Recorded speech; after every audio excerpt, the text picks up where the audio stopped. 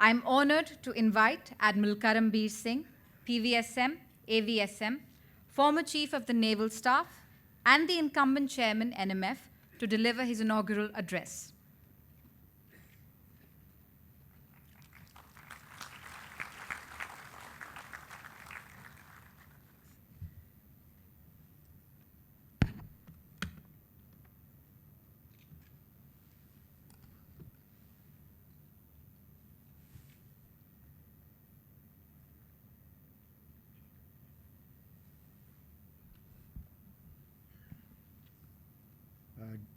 Dignitaries, Excellencies, ladies and gentlemen, good morning to everybody. And at the outset, I thought I wish to extend a warm welcome to all the distinguished speakers, moderators, and guests, especially our guests from abroad, to this 2024 edition of the Indo-Pacific Regional Dialogue, which is in its sixth iteration. It also gives me immense joy to see so many students and academicians here. Also gives me great pleasure to extend a warm welcome to the PhD scholars from CAS who are here with us today. And last but not the least, special greetings to Naval Higher Command Course. I'm positive that your presence will enrich this event immensely. Today, I thought I'd take this opportunity to share a few thoughts on the theme of this edition of IPRD, namely resource geopolitics in the Indo-Pacific, a subject that resonates strongly with the times we live in.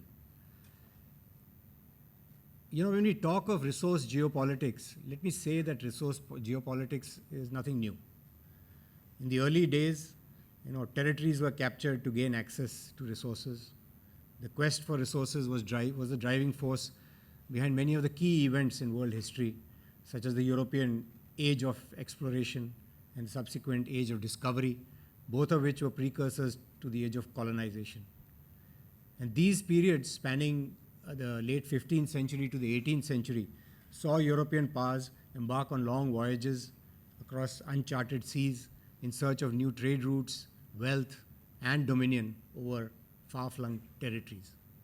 Consequences will not be limited to the maritime domain, but will definitely spill over to land-based geopolitics, leading to conflict, economic hardships, migration, etc., etc.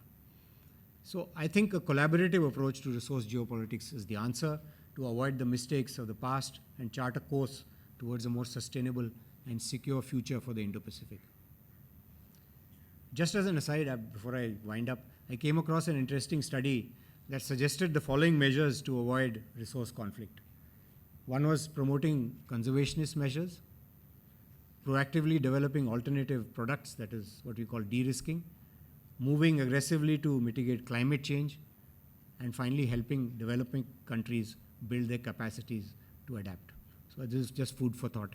Thank you. With that, I've finished. Thank you for your patience.